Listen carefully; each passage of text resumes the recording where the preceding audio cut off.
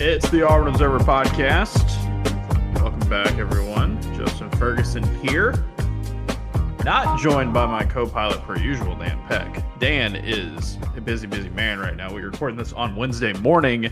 The Troy women's basketball team is getting ready to play at Kansas, Allen Fieldhouse, which is super sick. So Dan, we're recording this on Zoom. Dan might pop in at some point. It might feel like the old lunch break when Dan would just stick his head in and then start talking. So maybe not. But don't want to get your hopes up. He is very busy right now. So, but he's a man of mystery. So in his place, speaking of Kansas, we have returning to the podcast, returning champion, well on his way, I would say, to a Auburn Observer Hall of Fame induction. Adam Cole of the Montgomery Advertiser. Hello, Adam. Boy, Justin, was that too blasphemous with Dan not being on? Or I don't know. I took it and ran with it. But I think it works. I think it works. just for the one time. Yeah, just absolutely. Well, so we have Adam here. We've got a lot to talk about. We are going to talk about not one, not two, but three Auburn sports in what has been a busy start to the week on the Plains. We will talk Auburn basketball's win over South Alabama in the NIT. We will look ahead briefly to their matchup in the second round against Seattle. And we will also, towards the end of the show, talk about the other big win on Tuesday for Auburn Athletics because we have Adam on. We'll do a check-in on Auburn baseball, who, since our season preview show with Adam, has gotten off to a really good start this season and coming off of a monster win against Georgia Tech in the midweek. So we'll talk about that. But let's start with the start, so to speak, of Auburn football. Spring practice, new era under Alex Golesh getting underway unofficially to a degree on Tuesday. And I wrote about it in the observations on Tuesday. You can check out Adam's stories as well on the Montgomery Advertiser about day one of spring ball. We got to talk to a handful of players. Alex Golesh, we got about 30 minutes of a viewing window. Pretty good. Adam, right off the bat, I do want to ask you how you felt about one of I think the bigger takeaways a lot of folks had from the viewing window on Tuesday, which was a lot of energy out there. A lot of, it felt a little different. I think, it's a cliche in the spring, especially after a coaching change. But there was a decidedly different vibe than what we have seen really the last 3 years with the Hugh Freeze era. And like Hugh Freeze practices were pretty energetic, but this one just felt like a whole lot of motion from beginning to end when we were out there. I think it was my first note beyond like injuries and stuff in my practice notebook yesterday, but I just wrote that Alex Golesh is a jogger. Like it seemed like he just was jogging everywhere, in and out of position by position drills. Saw him like chatting up guys, jogging through the stretching line, and like, no, it felt really high energy. And obviously, like, I mean, I don't know. There's music blaring in that entire space now, which was never Mhm. the case before, and that's maybe a very subtle thing. But like, no, the energy felt very like palpable and real. Certainly more than like I seem to recall it heading into last year. Obviously that was a bit of a different circumstance, but no, the energy was definitely it felt, it felt significant. Yeah, and one of the big things that Golesh talked about after practice is like, hey, everybody's excited today. The intent was great, the energy was great. It's a group that's buying in. It's a fun group, and he noticed that like okay, everybody was excited, and then once you got to like towards the end of practice and you've been doing this for a while, it starts to slip up. Like there's an adjustment period to be made. There's so many new guys, even the guys I would say, because there's a handful of guys on this team, key guys that have done this before with Golesh at USF, with several of these assistant coaches as well. Um, you know, that is got to be the thing is like you're going to get some sloppiness. It's not going to be pretty at times. I think that's going to just be a thing with this team overall. Is just like especially with the amount of energy and pace and tempo that they want to put into it. You know, you're naturally going to have some rise and fall there. But um, I think Golesh seemed pretty pleased when we talked to him after practice of like, yeah, these guys are buying into what we want to do right away. And this is a team that I think when Alex Golesh was hired at him, the intent was, all right, we're going to be aggressive. We're going to be aggressive with the way we play on offense. It's one of the fastest offenses in the country, a USF, and then marry that with a DJ Durkin defense that I think he's going to get even more.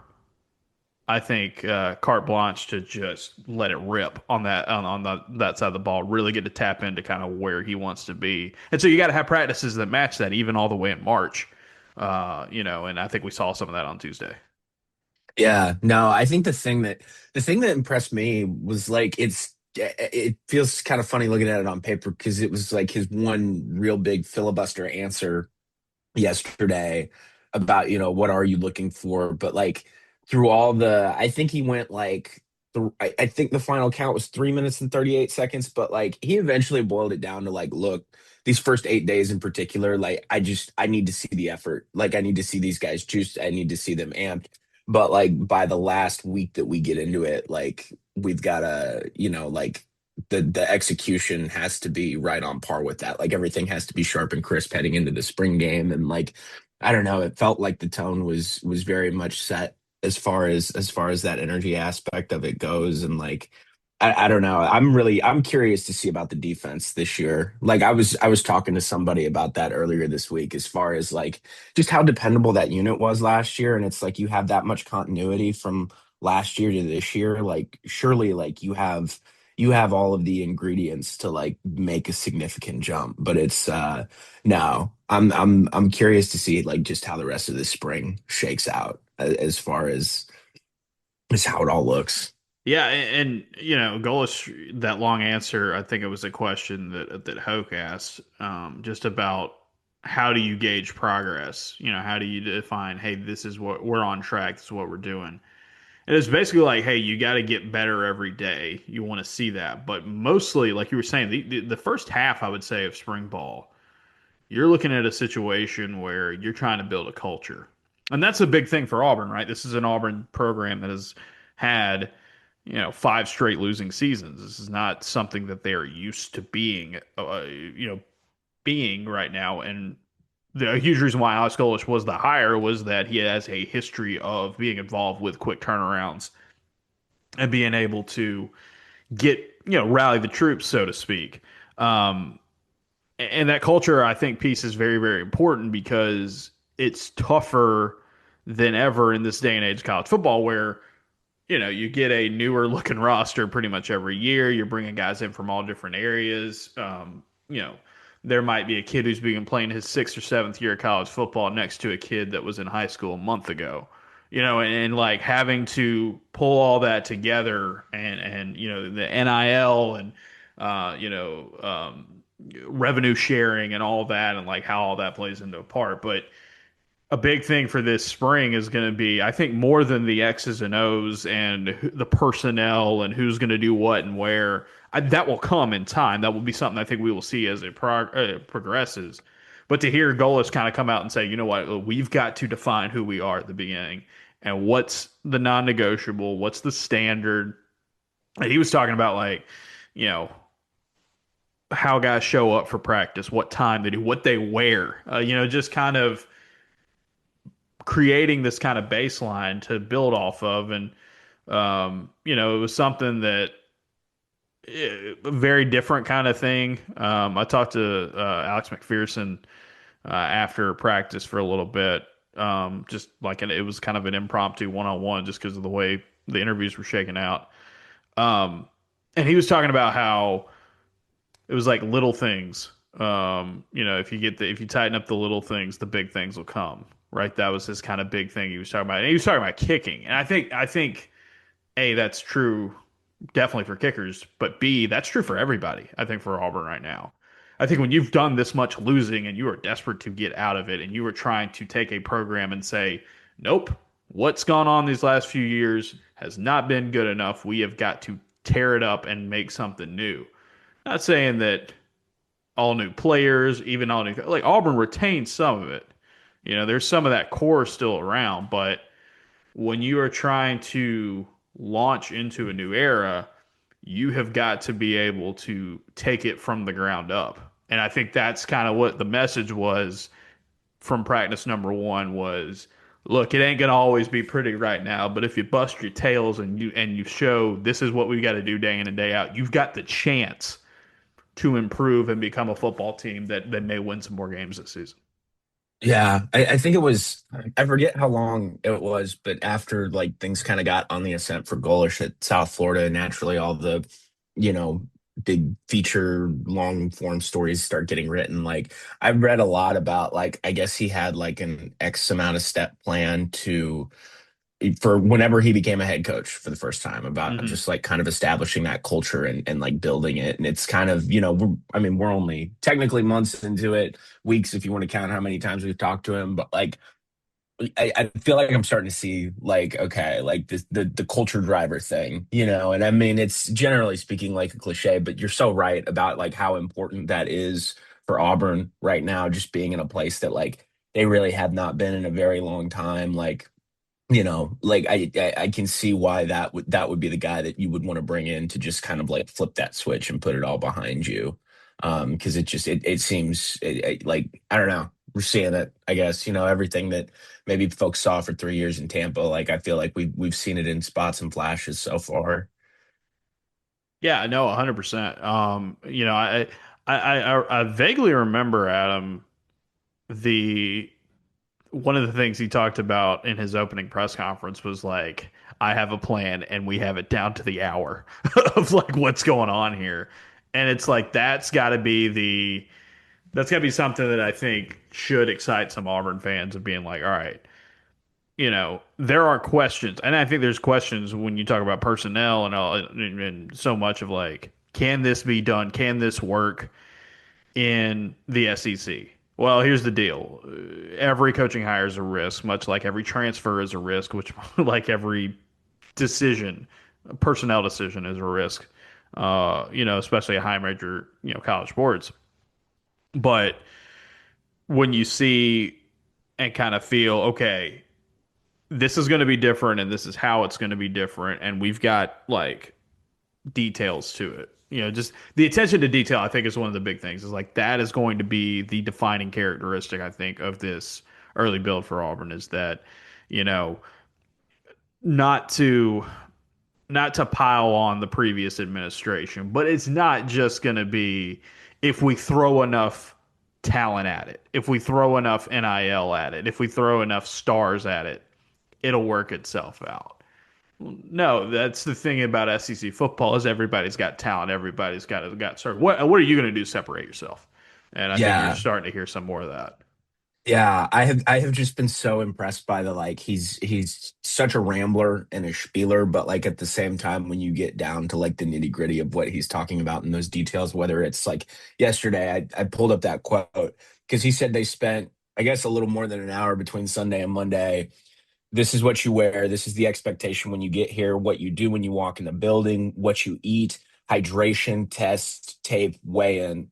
And like that to talking about how his offense changes year in, year out, which I feel like was always just, shout out previous administration, I guess, but it felt like every year we were talking to Hugh Freeze about whether it was who was calling the plays or like, okay, is this the Hugh Freeze offense of old or are you trying to Hmm. be any bit different? And it's like with Golish, like he'll talk long, but like if you sift through it, like Yeah. he says exactly what he's getting at. Well, Like he gets down to brass tacks with it. right. I think the best way I would describe him is that he is very, very thoughtful in the way he answers questions. They can be longer, Yeah. but I think it's because it matters. Like he wants to communicate and not just give coach speak, which the coach 2 coaches ago would do that in some very long answers. Or Yeah. just you know, not, I guess, not be, not put a high priority on communication towards the fans. Because that's the thing is like, at the end of the day, what we do, I mean, it's literally what we're doing right now is here's what we heard, here's what we saw. We are going to communicate that to the fan. Like we are the Mhm. bridge, right? And so that's the thing where it's like for Goalish, like you can tell it's like it's important to him to get that out there and share that vision and share that idea. Will it work long term? I don't know. That's why they play the football games. But you know, I guess that's the thing is that like there's a level of care and there's a level of like attention to detail there because he knows, look, there are questions, there are risks, there are concerns about him making this jump as a guy who's never done it before at the SEC level as a head coach. On top of that, this is a fan base that is starving, man. Like they are absolutely starving for success, and not just yes, eventually you want to become a championship contending team again. That's always going to be the goal here. But like also just like, man, can you win more games than you lose? Like that, Yep. like Yep. crawl before you walk, walk before you run kind of stuff. Right. Um, and I think he understands that, but it's like, okay, what can you do in March? What can you do in April to help convince people that you're on the right track and get people excited? And I think, you know, not to get too over analytical about this, but I think something as simple as being very thorough with your answers, in press Right. conferences and interviews like that, I think it goes a long way. I mean, heck, the dude's already been out on the road talking to folks. Yeah. Another guy who's been out on the road talking to folks, and it was who we talked to yesterday, was Byrum Brown. Um, Before we get into what Byron Brown said and some of the words here, I'm surprised that so many people started watching Byron Brown yesterday, knew nothing about him. There were videos of Byron Brown throwing the ball during practice, and some of them went kind of viral. And it was some Auburn fans, some non-Auburn fans, some like blue check engagement bait accounts like you see all the time now of just like, whoa, this what's up with this dude's throwing motion? I'm gonna be like, yeah, he started 30 plus games before. This is not new information. Dude throws it kind of funky. Um, it works. I mean, you just look at the numbers. It works. Yeah. Is he going to be a first round NFL draft pick with that technique? No. Does Auburn need him to be a first round NFL quarterback? Nah. They need him to win more games than they Yeah. lose. And I was beyond baffled by the like I guess if you're a rival fan and you're just trying to like Yeah. drum up junk, like I get it. That's just that's part of rivalry. That's part of poking the bear. Seeing some Auburn fans be like, "Can this guy throw the ball? Like, what's going?" It's like, yeah, man. Like, also, you're Auburn, dog. Like, can you Yeah. afford to get picky with Yeah. how your quarterback throws? Considering what No. you've seen in the post Bo Nix era. And it was like, I think I got a text about this, and then I believe I saw Nathan King tweet it, but like a quote tweeted it was something like, you know, Tim Tebow, or maybe that was you. I can't remember who tweeted Nathan that. Nathan said like Tim Tebow threw the ball like he was trying to hail a cab. Yes, yeah. And And I it's don't like e- the and I top. don't even know if Byron Brown's form is that off. It's I just honestly, it's a little it's he's got like a little like kind of baseball to him. It's like a little I wind up.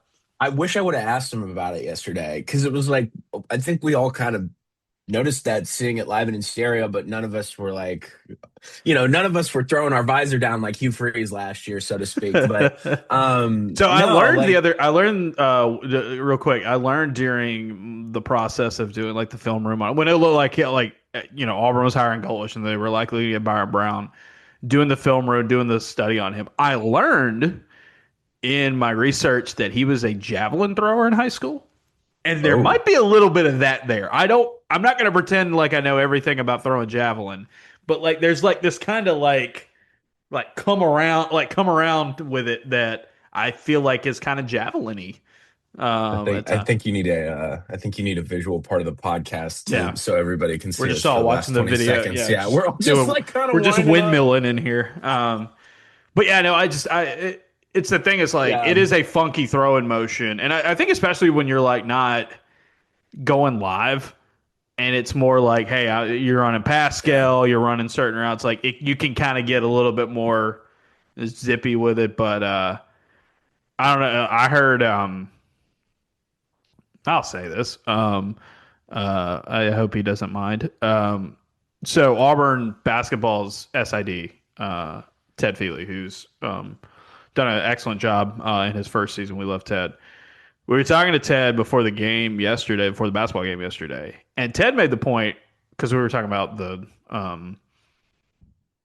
Byrum Brown stuff, and Ted came from UAB. He was UAB's football SID for a while, and he was like, "Look, man, like when I was at UAB, we played Byrum Brown 3 different times. Never did I think, oh, that throw motion's so off. It's so weird. Like it's like, yeah, it doesn't look the same as No. every like the prototypical quarterback, but it's like he's good. It works. Like so, I thought that was pretty funny. But yeah, like I think you made a good point there. And I was like, we could watch it on film, and we know. I mean, that's the thing about Byron Brown. It's one of the big things that people have talked about with him for years now. Is about that throwing motion. Seeing it in person, 10, 20 yards ahead of you, it is different, and you're just like, oh, okay, yeah, like it kind of really settles in. But I'll tell you one thing: I'm no quarterback expert, but I mean, you watched as much as I did. Ball gets there, and it gets there nicely. He throws Yeah. he throws a really good ball to all levels, I think. Yeah. No, I mean it's just like I don't know. It's like yeah, like the car may like I because you can't even make that analogy and call it like what if you're calling his throwing motion a dent in the car, like you can't call it that. Yeah, Like he's Byron Brown. He threw for 3,000 yards and rushed for another grand last year. Like he's a very productive FBS quarterback. But you're right. Like it works. It's got zip. It's well placed. Like I can't really think off the dome of how many bad balls I saw yesterday because like I don't, you know, I'm sure I saw one or two in passing, but I don't know if they were from Byron Brown. Like yeah, yeah. he looks like I don't know. The point Ted made is perfect. Like it's yeah, it probably looks a little different in practice, but in a game, if he's whether he's lighting you up through the air or rushing on the ground, like that's I'm not shocked that does not enter the state of conscience like once his throwing motion and the wonkiness of it all. Speaking of quarterback, before we get back to Byram, I thought Tristan Tia. I liked the way he was throwing the ball too. Just Yeah. those were, I mean, literally every one of those quarterbacks out there were people we had not seen yet, and I just Hmm. Tia was the second guy up, and you start watching him throw, or the second or third guy up, and you watch him throw, and you're like, oh, that looks pretty nice. Like Yeah. it's a good ball there. With Byram, I mean. I think one of the things that's going to excite people, I think, in spring ball all the way up to the A-Day game is that with all the quarterback issues that Auburn has had in the last few seasons and the who's going to start and what is that offense going to look like because they start like this guy is as plug and play as a transfer quarterback can be because he knows the system, he knows the coaches, he knows most of his receivers he's throwing to, he knows his center, he knows his another offensive lineman or two, he knows his, a tight end out there like he knows the running back, one of the running backs next to him like I think you saw that out there because when they were doing offensive stuff, there was a level of zip and pace going on because it's just like he fit right back in. And he talked about that yesterday, just being like having that chemistry, having that familiarity. Yes, it was his first practice at Auburn, but he did not look like a guy that was just trying to take it all in. He was looking like a guy that's like, all right, let's get it going. Like he's the Yeah. alpha. Yeah. No, I think we're gonna look back on that continuity and like, you know, that I don't know. I don't have a time machine, right? Like Right. I can't tell you what happens at the end of football season, but like if I guess I should say if they have a very successful season, I think we're gonna be looking back on that continuity just as like the biggest piece of it. Like to bring in what it was 13 guys total, 11 on them Hmm. on offense, and like I wrote about this way back when the transfer portal wrapped up, and it's very, it's oh let me rope you in with the headline kind of thing, but like that was the exact identical number of James Madison transfers that followed Signetti to Yeah. Indiana in year Yeah. one, and some of them were like oh, what was the wide receiver's name? They're really good. They had a really good wide receiver who was James Madison. But like it was like he brought a baker's dozen over, and you know, Yeah, it's it's like was it Surratt? Yeah. yeah, Yeah, it was yeah, it was Surratt. Surratt. It was Surratt because Omar Cooper had Hmm. been there. Yeah. So no, like that's and I just to be abundantly clear, as I'm sure your wonderful listeners know, but just to clarify, I'm not saying that Auburn's going to be Indiana. Well, that's a weird sentence. Yeah. That's a weird sentence out of context. I'm not This day saying and that age, Auburn can reach the heights of Indiana it's of football. Indiana of the Indiana Hoosiers football Yeah. program. No, but I mean, I But think I think there's some of yeah. that to it though, where it's like you have that familiar. You can speed run a rebuild. You can speed run Mhm. a transition because of that. To the point where we were talking about it not too long ago. My buddy Max Olson, who covers the transfer portal for ESPN and does an excellent job doing it. We had talked. We were both very big, EA college football video game guys, and he's trying to pitch next year to be like, all right, one of the things is if you change a job, you just get to take like 5, 10, 15 guys to your new school. Like that would be Yeah. like, because that's what college football is becoming now, Yeah. right? Like that has been the case. The thing with Byrum, people are gonna love Byrum. I think Auburn fans are gonna love Byrum just because he's really freaking good at playing quarterback. Um, the other thing though is that he is a great interview man. He is, and he's done it for a while, right? Like this is going to be his fifth year of college football. He's been a starter for pretty much all of it. Um, but he's got this elevated platform, and he's got this elevated spotlight, and he knows it, and he handles it really, really well. And it's a huge reason why he's here. It's not just that. I mean, yes, having that familiarity with this coaching staff was big, but like, look, man, he could have gone anywhere. Like there are so many programs that would have loved to have had a Byron Brown with him this year, but people are going to get really excited. I think watching him and just listening to him because I think he is a guy that does a really good job handling himself, and that's a quarterback that fans are going to want to rally around and like really impressed with him. Really, really impressed with him. Yeah. Um, Adam, I just wanted to kind of go through here talking spring ball. We had that 30 minutes. We had some interviews afterwards. It's early, you're not going to glean a ton of like personnel stuff this early. But I did want to ask you, so many new guys out there walking around, at practice in the viewing window. I just kind of want to go back and forth with guys that kind of just popped out to you. We talked about Byram. We've talked about, I guess obviously Golesh bouncing around, but we can just kind of go back and forth here, just players that kind of caught your eye, and just kind of talk about them. Tree Newsom. Okay, Like all right, the, because I the didn't I the didn't get as close to the tight end, so yeah, I'm interested with this one. the thing that jumped out to me above all else was it was like the first time I saw him catch a pass, I was just like, is that do they or is that like a jumbo set? Like is that an O lineman? But it was Newsom. And the other thing, Jaden Day, our preps reporter, was there helping me out with the notebook. And I know it's so freaking early, and sometimes the rotations are arbitrary.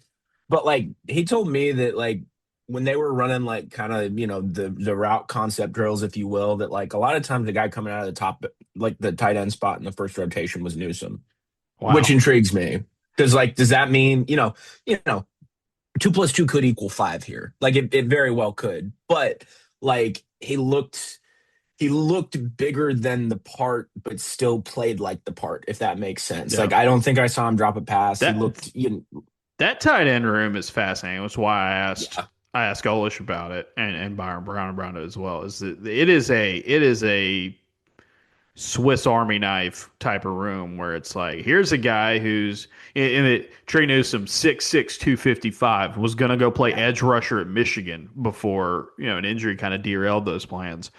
Um, I wonder how much, just real quick. I mean, again, there's a I was saying this with could be something, could be nothing. We saw I saw Ty Buster like pretty like quickly up on the offensive line drills as a redshirt freshman. Hmm. Like Yeah. could be something, could be nothing. The thing with Newsom I think is interesting is like he did look good, according to folks who watched him closely.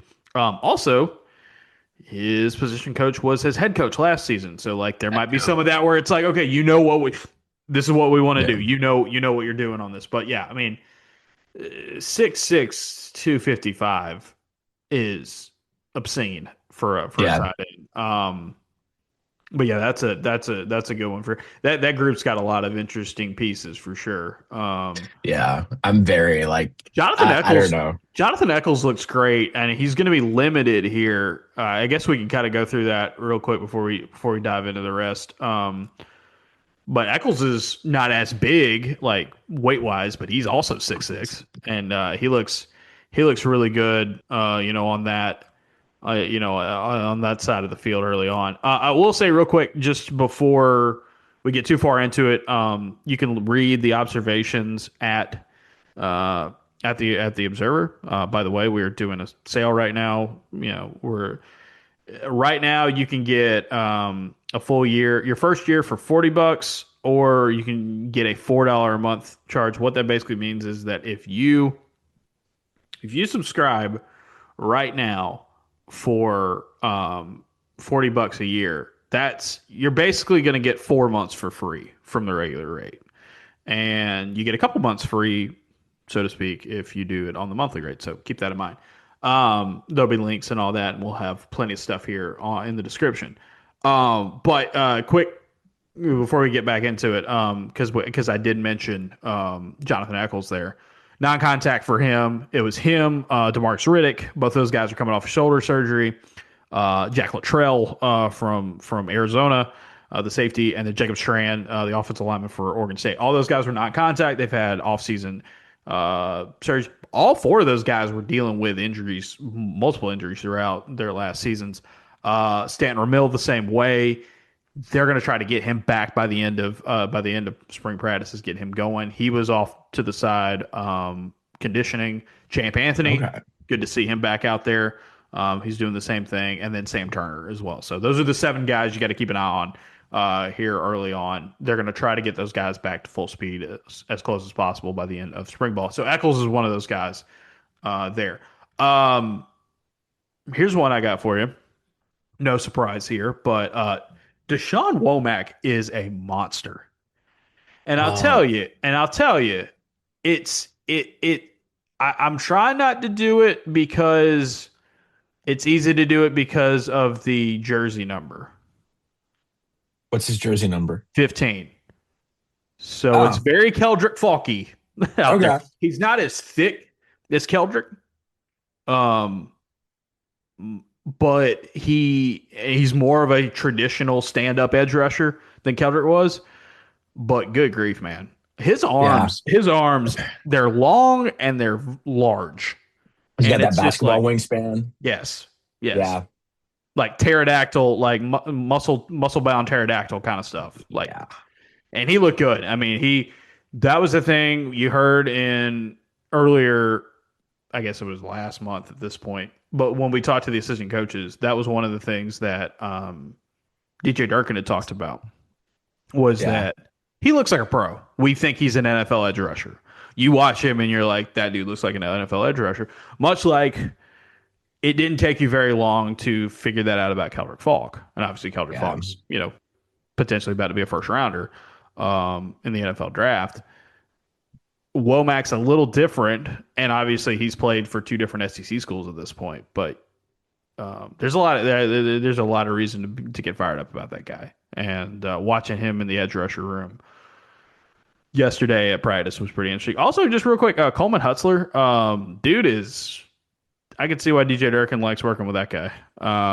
They have very similar kind of personalities in terms of intensity, but also like very detail oriented, technique focused kind of coaches.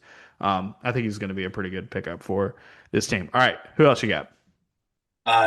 Well, for one, that makes me bummed I didn't make it over to the edge rushers yesterday because that Yeah, I you was miss Joe Phillips just completely knocking an analyst down. I walk out there and he's just knocking him on his butt. He wasn't supposed to, um but hey, you're fired up. First day of practice. you need the intensity, you need Yeah. the effort. No, okay, this is either going to be this is hardly like this is a guy to watch. But I'm pointing out a detail about a guy to watch that is either going to show that I don't know hoop or it's just going to be a silly little thing. Do centers always go through like individual O line drills, like holding a ball? Not necessarily. Cole Best was going through individual O line drills yesterday, holding the ball like the center, and I just like I thought it would. I don't know. I just everything. I didn't. I was hunkered down over at Byrum, and so like I think Cole Best was wrapping up for like a couple minutes yesterday when we got out. But it's like everything I've heard about this dude makes a lot of sense. He's got a great first name. He's got a phenomenal first name. You know, not enough people talk about how good that name is, but um everybody has so many great things to say about him, you know, and like it seems like he's a guy where like obviously, you know, like Byrum Brown is imperative, vital, very likely going to be the team MVP by the end of the year, but at the same time like I mean Cole Best might be the glue. Yeah. Like, you know what I mean? Like I Yeah. really see Joel that. Gordon talked about how he was a big culture guy for them at Yeah. USF, and that makes it. One thing I'll say this about Best is that I was really impressed the little I watched the offensive line when he's going through those drills, the quickness of snap to go hit somebody. Like he's like it's obviously every center's got to do that, but like he was really quick with it. And Mhm. obviously it's not you're not in full pads, it's not fully, but like I think his reactions, his reflexes, his quick, his like kind of quickness, which is usually not what you say a lot of times about an offensive lineman. You do see that in him, at center. I thought he was pretty impressive. All right, I'll give you another one with the defensive front. Jordan Crawford is doing the thing that we saw from Keldrick Falk early in his career. Speaking of Keldrick, early in his career, where when he hits the sled, it just sounds different than everyone else hitting the sled. Um, Yeah. Vontrell King Williams was raving about him during the drill about just how much power he's bringing to the table. And look, that was the word on Jordan Crawford coming out of high school, right? That this is this elite high school prospect on the defensive line that's different than everybody else because he's only 6 feet tall, but he's 337 pounds and can punch a hole through you. Um, you saw some of that last season. He got his feet wet. Auburn didn't need him to be a star, but he got to get that kind of under his belt. And I think you see some of those second year guys out there on at practice where it's like, all right, not only have I done this for a full year, but I've got an opportunity here. I've got an opportunity to new coaching staff in some cases, new opportunity. I know what I'm doing. Let me take the next step. I'm not having to learn as much in terms of how we practice, what we do at practice. I think you saw some of that with some of these young guys. Jordan Crawford was the one that stood out to me. I was just he's going through drills and it's like that's different. That's different than what the other. And this is a very good defensive line room, very good edge rushing room. Depth is going to be the question mark there, and like how those guys hold up. But like, I mean, the power in Jordan Crawford is really, really exciting, and that's what makes him such a fun player. I think for a lot of folks to see that kind of sophomore step up this season from him. One of my bold predictions heading into last year was that Jordan Crawford might be Auburn's freshman MVP. And I was not right about that in the moment, but technically, based on what I'm hearing, I could have just been early, Yeah, you yeah, know? yeah. Never wrong, just early. So, yeah, Uh, no. who else you Um, got? this is like kind of my last guy, and this Hmm. is, you know, everything I said about Trey Newsom about the size and then how he looked. I'm not gonna lie to you, this was in a passing, like looking at the DBs going through their rotations, and I was like, is that like looked like a Cam Chancellor equivalent just in terms of his sheer Hmm. size. It never tracked or registered for me. Shamar Arnoux Yeah. is massive. He is ginormous, and apparently he's got like a 4.4, 4.5 speed. Yep. Based on the Nathan King was telling me that I guess he ran a 4.4 at I think a camp somewhere, but like you know, and like I know he only played so much as a he was a true freshman last year at Florida State, right? Yeah, but he ended up starting by the end of the year. Okay. but like I'm just, because that's another room where like I look at it on paper at least, and I wonder a little bit about the depth. It's it's Oh yeah, young, like yeah. and so like I would You assume, like Andre Jordan, you and Rayshawn Pleasant and is then probably Blake Woodby's heading in the right right. direction, but like yeah, you're gonna need the Arnos and some of these other guys to step with Scrap Richardson. Shamar Yeah, makes the most sense because he got the most work out of those young guys last season on a good in a good conference, on a good program. But yeah, you're right. Like he is safety size and a corner body. Like he's listed at 6'2", 190, and yeah. that's a big Um, corner in this day and age. Another dude who like Marcus Van Dyke had talked about it on his transfer visit, just kind of in a passing mention of like how much bigger he had gotten since he was recruiting him out of high school. But Scrap Richardson, like, because I mean, Scrap Richardson, signs here, commits here. We all, I think, pulled just about the same wire photo from the Notre Dame Hmm. spring game. But look at like that dude has added a ton of frame. Like Yeah. he looks so much bigger than he used to be. So that's going to be like, I would say the only other case that I'm more fascinated to watch in terms of guys who are maybe jumping into a very different role this year than him is like Hunter Herring. You know, Yeah. that's going to be an Hunter interesting Herring one. is fascinating.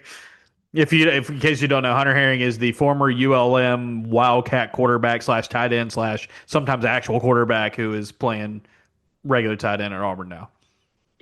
Yeah, I think he was rostered as a quarterback last year, and I believe he had more carries than pass attempts. Yeah, 6'5", 230. It's That tight crazy, end room, man, that's crazy, electric. crazy stuff. All right, my last guy I'm going to pick, and this is not any surprise if you kind of heard or saw me in the in the off season talk about him. Was really impressed with his film. I was really impressed watching him just up close for the first time on Tuesday. I'm buying all the Jeremiah Koger stock possible. Um, he is, Keyshawn Singleton obviously comes in with that pedigree as the guy who did it at the top. Was the top receiver for USF last season. Koger was number two, and he's basically another one of them, just with more eligibility. I think he might be. I think he might have a little more straight line to him. Um, Yeah, he does is. he have more size than No, Singleton? they're about the same size. Okay, They're listed at about the same size, but he's really impressive. Like dude, some of those like quicker dudes underneath are going to be fun to watch, like a Christian Neptune. yeah, There's so much excitement. I mean, I think Bryce Kane is. There's Byrum Brown yeah. was speaking very highly of Bryce Kane yesterday. Chaz Nimrod, could put up crazy numbers, and he's a guy who's actually played in this league before. But Koger, I mean, just Koger has that. Here's the thing. Like, let's be honest. Like, we for the last two seasons got to watch Cam Coleman practice, and Cam Coleman practicing was like, that's an NFL guy. Here's everyone else. Yeah. I'm not going to say that's the same way with Singles and Koger because I think we have the standard for what is a super impressive wide receiver in practice at Auburn has changed significantly over Yeah. the last couple of years because of Cam. Obviously, Cam not being here anymore, but this is a guy that I think checks a ton of boxes, and I was really impressed watching the way he moves at his size. He had really good hands. Um, I think he's gonna be a lot of fun to watch this season, and so Koger is my early pick of like, yeah, this dude's gonna make some big time plays for this team this upcoming season. I think people are gonna be excited to watch him. So yeah, Yeah. that is our football report. They have interviews after practice on Thursday, so look for something from there. Tomorrow. And yeah, we'll keep you on track. Exciting. I mean, I will say this: you're talking to a couple of players, returning guys, and it's just like you feel a difference, and let's see if that keeps up. Let's see if we can continue to say, oh yeah, everything's great and everyone's fired up and awesome at this point in the year, but maybe it's the music, maybe it's the constant motion. I don't know. It's just walking into there was a ton of recruits there yesterday as well. Yeah. Walking into the football facility on Tuesday, I felt different than I have since the thing opened. Like Yeah. honestly, like to be honest, like Well, since the thing opened. Um, does that mean I think Auburn's going to win 9 or 10 games this year? No. Does that mean I think Alex Golesh is going to win SEC championships left and right? Not necessarily. Um, we'll see. It's going to be a work in progress. It's going to be a build. But if you are looking, especially with the way basketball season has gone this season, if you are looking for some optimism and some reasons to get fired up, I think you can start buying in more into this football team because I think it's just the energy and the way they're going yeah. about their business just feels different. Is it Yeah. going to result in more wins in the fall? I think it will. I don't know Yeah. how much more, Yeah. but there's no guarantee. Yeah. But it's going I, to be a fun group. It's going to be a fun group to watch and talk about and write about for the next several months. this was purely sheer coincidence yesterday, but I thought it was kind of poetic that since that building opened, we have always worked out of there is a multi-purpose room right off of the main lobby for the listeners who have not um, experienced the Woltaz Football Performance Center on the campus of Auburn University. Hmm. And they have talked for 3 years about this is going to turn into a kitchen Yep. every year. And we walk in there yesterday, and what do you know? They're Half ripping of that it's thing shut up. down because they're ripping it up to build a kitchen. And I just, again, I know that is just sheer coincidence, but I just thought there was, maybe that's the romantic in me. I don't know, but I just thought there was some I thought that was weirdly poetic yesterday. That is called being what you say you are, Adam. It- yeah, which was plastered on the Bro, side wall. the one on the sidewall in the indoor, I was like, they could not have made that any bigger. I think they could have if they tried hard enough. But Um, like, here's the thing: is like they rearranged the entire signage in that building to get that yeah, on the wall. It's yeah. crazy. Because Uh, everything on the side wall is now on the back wall, yeah, which And is I good. was the okay, were the Iron Bowl wins up there last year? Yes, Okay. they're All just in a right. different spot. Yeah, Okay. I wasn't Xavier sure. Atkins, by the way, on the All American wall now. I wanted to add to that too, because we were just talking about the change. Like I pulled it up, but Xavier had a phenomenal quote yesterday about Golish. Hmm. And I mean, he starts off by he's like, it's different. He mentions the music, but yeah, he goes, there's more structure and more leadership. It's not where they're asking, they're demanding greatness. They demand you're going to show up and do your job every day. And that's the type of stuff we need as a team. Last year, we shouldn't have to feel like we can just walk in here and just, he kind of like, he kind of did the thing where he kept cutting himself off mid sentence, Sure. but it was basically like, this isn't this isn't like an ask. This is an expectation now, Yeah. And I don't know. Yeah. I'm saying the previous I administration, there was some of that to there where it was like yeah. things were treated differently depending on what was going on and maybe Yeah. how many stars you had to your name. Yeah. No. Uh, It and no. it's not the wait till I get recruits in here, then it's going to turn around, and then you get recruits in here and it doesn't turn around. And I was like, no, you got to get better right away. And it's like even if you have to do it with a handful of American conference transfers and piecemealing an offensive line together, it's like forget that, man. Like you got to go do it. Like there's Yeah. it's different. It definitely is I different. You were I think mhm. you were speaking though of the room changing into a cafeteria. It was hot in there. We have no idea where we're going to do press conferences this year. Like they still don't know. I But I here's the think thing. once it gets done, we're doing it on the sidewall. I don't know. I don't know We'll figure what's it going on there, but here's my thing is that, um they needed that. They needed that like instead of eating in the hallway. Like, Yeah. I think No, that was a pretty big move that had to be made. All right, I agree. all right, so Adam, let's move on. Auburn basketball on Tuesday night. Weird one, but a win Yeah. nevertheless. Uh, Auburn 78, South Alabama 67. Stephen Pearl coming in after the game and talking about how they expected that start was very interesting to me. Yeah. Maybe not just like, hey, we didn't think we were going to be down 11 to South, but I think it was a pretty honest, and as he point out, maybe a little too honest of just, yeah, man, it's human nature.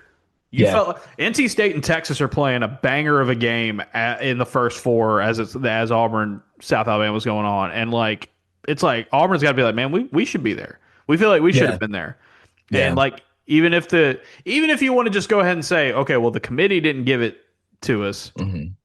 You're like, well, you had plenty of opportunities to make sure that was Yeah. your guy, and so it's only natural that you feel that way. Does that Yeah. excuse the performance in the first 15 minutes? No. Yeah. But they're going to put it to the test where Pearl said it's like all you got to do is start hitting some shots and getting some success on your way, and then you kind of get over it. And it's like, okay, let's just Yeah. play basketball. And that's what we saw, I think, in that second half. Yeah. That quote was honestly like that was my basically the crux of my follow last night. Of it was like, was he too honest? Like probably, but at the same time, like in this, like I think I called it at least like for Auburn, like it feels like a bizarro postseason circumstance, and so it's like why not? Like yeah, no, you were deflated because you came that close to making it to the tournament, and you didn't. But they did get over it for what it's worth. If they had not got over it, probably would have been a bit of a different write up after the game. But then it was too Ooh. like talking about Keyshawn Murphy opting out. I think it was Nathan King who asked about, just what did you see out of the front court tonight? Like, is there anything you could do? And Stephen kind of was like, well, it's, this is about all we got, Yeah. and it's Yeah. like, Like, like there is no more help. yeah, like I think that's fair. And I mean, what we, like I know we're going to touch on all of this a little more in depth, but like what you saw from Kaden Magwood, it's like, why not just get out there, let the kids let it fly, try to have some fun, win some games, and maybe you can end this season on a higher note and take an inkling of momentum into the offseason and into next year. And maybe if this all goes as you hope it does in the NIT, you've got a young core that you can build around and feels like they can play alongside each other heading into next year. Yeah, we recorded our last podcast before the press conference on Monday about the NIT, but asking Stephen Pearl, like, hey man, like most time majors aren't doing this anymore. They're just saying like, Yeah. you know what, we're good, or we're gonna go play in the Crown, whatever the heck that is. Um, I don't know how Oklahoma got into that, by the way. That's supposed to be like not four SEC teams, so I don't know how. Okay. I I didn't don't. know that. It's like Big East. It's like Big East, Big 12, and somebody else. Maybe ACC. No, I Okay. can't remember. But it was like it's like yeah, we're doing Mountain West. And it's like no, yeah, we're gonna play in this thing. I don't know how they got there, but for Pearl to come out and say, you know what, we're not going to take our ball and go home. And Dan and I Yeah. thought about this on our last podcast. It was like, it would have been really something to pound the table, metaphorically speaking, for 3 straight days and say, we deserve to be in the NCAA tournament for this reason. And here's the campaign. And even if the graphics weren't always correct, we're going to make a big deal about it to the point where, it becomes a thing that, folks have to feel like they have to pick sides on with Auburn, and then just be like, well, we didn't go what we wanted, so we're done. It's like, no, you have an opportunity to still keep playing basketball, and there's a lot of risk. If they lose to South last night, it is Yeah. like, oh boy, this backfired Yeah. on you tremendously. And look, people were expecting that. There were Yeah. people who were expecting that, and look, the first 15 minutes looked like that was what was going to happen. Hmm. Um, but for Auburn to come out and take care of business in the second half and put away a team that where they were clearly much better than was pretty big. Okay, the Murph thing, Yeah. complete shock to me. Yeah. Same. Same. If you would have ranked, here are the guys who would opt out of the. If you'd have said, hey, there's going to be one guy that opts out of playing in the NIT for Auburn this year of the rotation that they've got right now. I think Murph would have been the last. Like, if you Yeah. had to rank them, I think Murph probably would have been the last one because No. Yeah. it's stunning because he has no more basketball left to play in college, and he had been a guy that had been very much more the vocal leader, and hey, we deserve to keep playing, we're fighting hard and all that, and for him to opt out, and as it has been said, without warning, like Stephen Pearl after the game says, we don't really know why.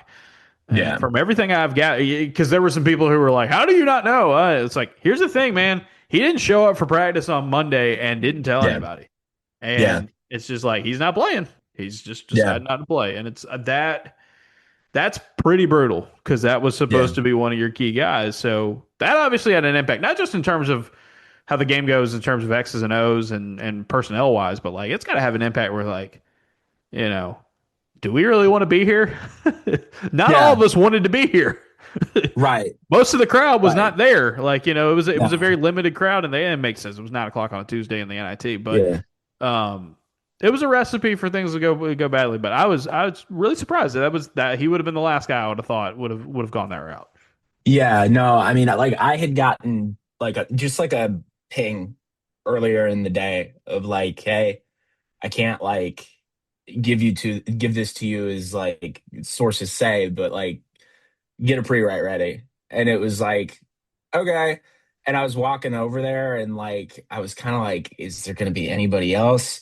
And I gotta tell you, like by the time I sat down at my seat, like the news was official and you write it, whatever. But like before that, once I saw that the first two guys out there, like again, this isn't even necessarily to speak to them, but obviously there's just I just think back to the preseason and like when Bruce retired and the conversation of roster retention revolved around two guys, Keyshawn Hall and Todd Pettiford. I mean, to the point where it was like, Steven announces explicitly that they're coming back. First two guys I saw on the court last night when I walked into Neville Yep. were Keyshawn Hall and Tahad Pettiford. And it was like, okay, if they get out of this with a win and no Keyshawn Murphy, like you're probably in a good place for the rest of the NIT, and so Yeah. like yeah, it was such a surprise, but to see that like it stopped there, like that was, I'm sure that was a relief like internally, because Yeah. I can imagine a lot of other teams in that circumstance. Fourth year senior who wanted to play at Auburn and transfers there after 3 years from another SEC school decides, yeah, I know I'm good on the postseason. Like, I'm sure there would be a lot of other schools in that circumstance that would have had their Keyshawn Halls and their Kevin Overtons and their Todd Pettifords and whoever say, you know what, we're Dog, you've good got too. teams in the NCAA tournament who aren't playing guys. Now there's Okay. injuries, but they're like they're not fighting through it Yeah. to the point where Yeah. it's kind of funny No. that they got invites to begin with. But that's neither here nor Right. there. No. But yeah. And I mean, in the first half, obviously it was a stinker team wide, but like Keyshawn Hall, I was, Dragging them. yeah. Yeah. It was like And here's the other thing too with Keyshawn Hall, and there has been a lot said and offline, online, whatever about Keyshawn Hall this season and his impact on the team and the some of the incidents that have happened and all that, and you know the fade that he had towards the end of the season. I will say this: yeah. number one, he keeps Auburn in the game in the first half, and then the second half, to his credit, he did not Mhm. force it. Yeah. I mean, he had been the offense in the Yep. first half, and he saw that other guys were knocking it down, Yeah. and he deferred to them, and he Yeah. also provided some better defense and some better rebounding, and it's like that was a good team game from him, and like Yes. that always has not been a guarantee night in and night out. I'll just be honest with that, like Right. that kind of positive team impact has not always been a guarantee with Keyshawn Hall this season, but he did it in this game in a chance Yeah. where okay, like again, I'm not trying to be mean here, and I'm not trying to. Oh, but if we would have gone back to ranking who would have opted out, that's probably would have been one of the guys you would have I, had towards the top of your list. I mean, I'll say it candidly. Like, if there was anybody I would have expected to opt out of the NIT, like it would have been Key. Especially the way the And season had ended for him. with the way the season had ended, I mean, UCF played in the Crown last year, and obviously, again, things were different. The portal too Yeah, was going on at the time, but like he opted out of that last year, and like I wouldn't have been shocked if he did. So like that was certainly a pleasant surprise, and then to see that first half and it rounds out to, you know, check the box score, it rounds out to 21 points on what 6 for 15 shooting, 6 rebounds, an assist, 2 blocks, and 1 turnover. Like you said, like it was, played the whole yeah, game. like yes, and played all 40 minutes. You're right. I forgot about that point. So, and it looked like at one point, like I don't know if you saw it, but it looked like he tweaked something in his knee and he came up Yeah, kind of hobbling. yeah. And like I thought it On that looked like for a turnover, second. he had it looked odd. like there was a point where I was wondering, like he was moving around on it, okay, but there was a point where I was like, is Keyshawn Hall playing on one leg right now? He is probably feeling pretty good that the fact that Auburn is off today, and Yeah, it sounds like yeah, from everything I've been able to gather that they're probably going to play on Sunday in the second round against Seattle. Seattle's got to come all the way across the country. You got to keep that in mind. yeah, Um, but yeah. So I mean, credit to Keyshawn Hall. Like that was yeah, that was a good team first kind of performance for him. yep, And it should be praised for. yeah, So here's the deal with this game. It became, and look, I kind of fell into it a little bit. Auburn was bricking so many open threes in that first half, where it yeah, was like, all right, I get it. I get it. South Alabama gives up more threes than anybody in the country. This is the way they play defense, but like, man, you got to find some other ways to do it if your shots aren't falling. And what did Auburn do instead? They're like, nope, we just got to take better threes. It's not that yeah. we don't need to take fewer threes. We just need to take better ones. And It, really yeah, funny. it seemed like, because I mean, Steven talked about it after the game. It was like, it was like we were coming down in transition. It was just like we were putting up the first shot we saw, and it was like get it into the middle, and then kick it back out. And it seemed like in that second half, it seemed like every time they did that, it was a make. Yeah, I mean, Now granted, they I made, would love to see the numbers on that because, I mean, yeah, they hit 15 shots in the second half, and 10 were assisted. Like the catch and shoot yeah. goes crazy. Kevin Overton was 0 for 5 in the first half, and, and then he hits a There career high 7 threes all in the second half. Uh, and his shooting line, he was 7 of 13 from the field. He was 7 of 13 from three. real Like hoop, real hoop. that game was just it was like perfect. It But how was about like no this? How about this notes. too with KO in this game? 7 boards, second most on the team, and he was one of 3 guys Okay. for Auburn with 4 assists. Like that's Wow. like he played a really good all around game, and he said after the game I had to get my legs from remember he looked like he was not 100% in that first half, and Yeah. it was just he just needed to get in that groove again. Yeah. He had some catch and shoot at one point from like West Point, and just Yeah. it's like well, and it felt like every time South Alabama was going to try to make a comeback, it was like here comes Kevin Overton to just Yeah. drop a sword between your eyes. That was one of those games where like when I moved here in 22, like I just find that more I see this now just being around basketball a lot more, but like I could never really tell. It was not always a common occurrence of like just a ball coming off a guy's hand, like, oh, that's in. And that second half last night, it just like whether it was All of them. him, Magwood, Tahad started off. I mean, once he picked up that third foul, it kind of slowed, but like he was in the same space. Like he ripped off 5 points immediately coming out of the half. But it was just like, yeah, it felt like one of those nights where it was like you saw a three go up and it was like, okay, that's like that net might not move. Well, and that's the thing is like shoot or shoot, and you have to take better quality looks. You can't settle. You can't pass around Yep. the perimeter. What works is inside out. If the ball hits the paint and it goes for a three, it is statistically a lot better shot. I mean, Auburn built their whole offense around that last season with Janai Brim, which is get it in, and if he ain't going to score, kick it to somebody who's going to knock it down. And so you saw that more in this game to the point where it's like you didn't need your bigs, and Keyshawn Hall, one of them in this, you didn't need them to score as much. Yeah. Here's South Alabama is the most bizarre team maybe I've ever seen.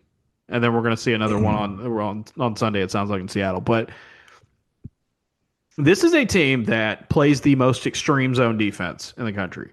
It isn't, oh, we're going to play zone, we're going to pack the paint. It's, no, no, no, no. We do not care if you shoot threes. Mhm. Because they bank in the Sun Belt, especially that you're not going to hit them, Yeah. and we can't let you get twos. We're not that big. We can't let you get twos. We can't let you get twos. To the point where it's like, well, Auburn needs to score more in the paint. They get it in the paint. There's 4 guys there. Yeah. And there's 2 guys on the perimeter waving their arms, being like, dog, I am wide open. And you Yeah. just have to hit those shots. They did in the second half, but it was like, it was very funny that it was like, well, Auburn just needs to get downhill and drive more, and they just need to get to they need to get to the free throw line. South doesn't foul. Yeah. They There just were not, they just yeah. collapse and try to strip you and kind of get it out or get their hands in passing lanes. And it's like if you want to take a three, great. Yeah. Like they No one in the country faced more three pointers this season, and no one in the country. I think there's only one other team in the country that gave up more catch and shoot looks. Like this is a zone, the most extreme zone ever. And so when it was Yeah. like, I heard people say after the game, South Alabama was plus 22 in points in the paint. Yeah, because all five dudes were in the paint pretty much every time Auburn got it there. Like that's their strategy. You have to hit shots over that. They did, and they Yeah. just hit better looking shots in this one. KO Yeah. was huge in that one, obviously. And then here's the thing with Kaden Magwood. I mean, what a night for Kaden Magwood, man. Let's okay. Yeah. Let's refresh the timeline on Kaden Magwood real quick. He had not played since the second game of SEC play. Okay, Hmm. there was a point in time. It's been pretty well documented at this point where there was a social media post about where there was some clear and obvious friction between Magwood and the coaching staff. If you know what I'm talking about, you know what I'm talking about. I'm not going to belabor the point, on here too long. That happened. However, I will point out he had been benched before that. And Stephen Pearl had talked about it was the defense. Like him and Simon Walker had barely played in SEC play because it was just the defense wasn't there. And they were more willing to play Blake Mashalik, right? Well, NIT rolls around and it's not because it's not one of those weird knock-on effects of, well, you don't have Murph, so everybody there is some adjustment. You have to play some guys more, but no. Yeah. Kaden Magwood was playing the non-Tahad Pettiford point guard minutes. That's like And I didn't realize that until we got into post game, but like I did not realize that Blake did not play a minute until we Blake did got not into play a post game minute, last night. and Magwood only played the minutes where Pettiford was off the floor. And Yeah. so here's the thing with that. Auburn in SEC play did not feel like they could rely on Kaden Magwood and Simon Walker to play extended minutes because of their defense and the defensive struggles Auburn had. Rightly or wrongly, people are going to argue if that was the right call or the wrong call or whatever. I'm just telling you that was the reasoning behind it. Yeah. This matchup, it is less. You're taking a step back. You're playing a mid-major for the first time in a long time. You were not playing an SEC team. You were not playing a high-major team. And you're also playing a team that gives up a lot of catch and shoot threes. Well, guess what Yeah. Kaden Magwood's good at doing? Catching and shooting. Yep. He can really, really put the ball through the net. And he misses a couple in the first half, but they look good. They're good looks. And then in the second half, he's just getting it going. And once South Alabama started to get a little bit more greedy, started trying to pressure a little bit more, get out there a little bit more, what does he do? Tahad does the same thing as well. Get downhill. Yep. Get to Yep. Yep. get some decent looks. Try to finish. Be creative because you're a gifted scorer. And yes, every Auburn fan or most Auburn fans on the planet today are saying, "Why was this dude not playing already?" And I'm kind of telling you some of the reasoning behind it. Yeah. And there's going to be a lot of questions about it. But I will say this: the bigger story to me on this is that not necessarily why was Caden Magwood not playing, but Yeah. how about Caden Magwood Yeah. going 2.5 months without playing a meaningful game, playing on the scout team, Yeah. and then coming off and and having a game like this? Yes, it was a matchup built for him. Yes, it was an opportunity that was created for him that they didn't think that was going to happen. But I mean, say what you will. I mean, for a freshman who has been through what he has been through this season to come out and do that, that says a lot about that guy. And Nah. a lot of kudos needs to go to him. I think that's a really great way to put it because like I don't think scrutiny about Kaden Magwood being on the bench for I mean, 2 games into SEC play, like doesn't see another minute. Like I don't think He scrutiny is unfair in that had situation. 18 straight DNPs. Right. And so like I don't think it's an unfair thing, but I think you make a really good point that as much as like like scrutiny may or may not be warranted, surely there are people out there who are wondering about it. Like equally Yeah, like, I think especially with the way Auburn played the non-Pettiford minutes for most of SEC play. like And and Pearl said it afterwards. He's like, like Blake hadn't been hitting shots. All right, we need somebody in there who could. Well, and he there was you go. like Caden stayed on it. We got the academic drop in there too. He's got straight A's right now too, and And he made it very clear that he's got to get better on defense. I think the right, same thing goes for Simon Walker. But like in this matchup, man, like it was yeah, just go out there and cook them, and to yeah, be ready and to to do the old Stephen and Bruce and now Stephen phrase to stay right and stay ready. That's hmm valuable because he could have yeah, just packed it in. And I will tell you, as somebody who goes to a lot of Auburn basketball practices, pretty much all of them, I'll say this about Kaden Magwood, man. He has been giving it his all on the scout team for the last 2 months, and not everybody would have been in that situation. So yeah. props to him. Again, there will be questions, and I don't know, maybe if you look back, if you're Auburn, and say, man, maybe we could have pulled the trigger on him a little bit earlier and lived with the defensive issues because look at how much better this would have been compared to maybe some of the offense you were getting when Pettiford was on the bench, in the SEC play. Okay, Yeah. can't change the past. It's like so Right. much with this Auburn team. You can second guess and question and criticize and all that, and that is fair when you have this much at this point. Like it's part of it, right? hmm I'm not going to tell anyone not that's not valid.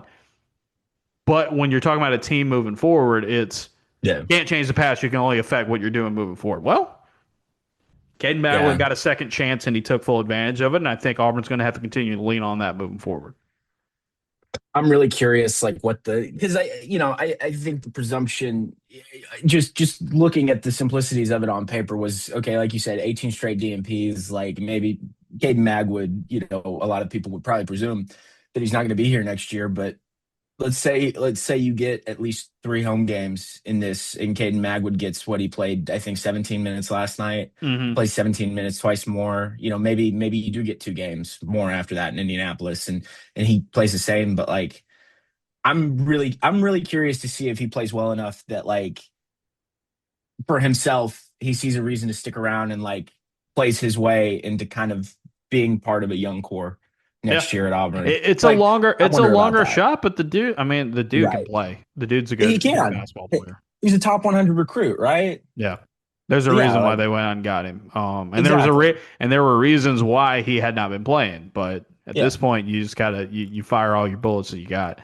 Real quick before we move on, looking ahead to the Seattle game, defensively for Auburn in this game, I thought the game really shifted when in the second half they were like, all right, Chase Harris, um, you're not going to get comfortable again. There's a stretch where South hits like 10 straight shots in the first half, and this dude was just like, I don't think we will ever see another player in college basketball to win Conference Player of the Year for his league.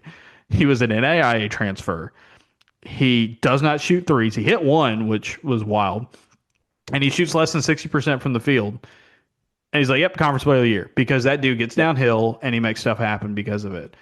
When Auburn took 29 the fight points. to him and not let him get to his spots, but just say, brother, Yeah. you're gonna have to work harder to get those spots. And Yeah. also be aggressive, be physical. Don't be afraid to Yeah. foul that guy.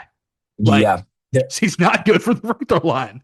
there was one possession I remember in that second half where he tried to drive it and Elijah was on him. And Elijah just like bodied him up like perfectly. It was clean. And like he just like bounced off him. And you could kind of see him take a beat in the moment. And it was kind of like, okay.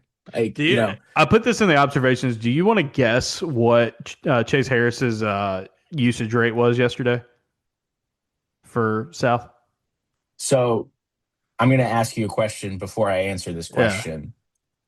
What's like an average usage rate? So like a usage rate, like Keyshawn Hall and Tahad Pettiford, are like in like the mid to high 20s for the season. So I'll put it in this game. Auburn's usage rate. So Keyshawn was 24, Tahad was 22 in this game, and obviously Auburn bounced the ball a lot more in this one because they could. Chase Harris's was 55. okay, I was gonna say Which gonna means guess more than half of the 48 to possessions sound either ended it reasonable. with him taking the shot or Okay. assisting. Okay. That's insane. It's That's crazy. insane. But it's like, and he gave it his all. He played a ton. He played a ton in this game. But when Auburn really took the fight to him, and shout out, man. Here's another thing that people can pay attention to. Like Kevin Overton towards the end of the season, just being like unfiltered Kevin Overton has been phenomenal.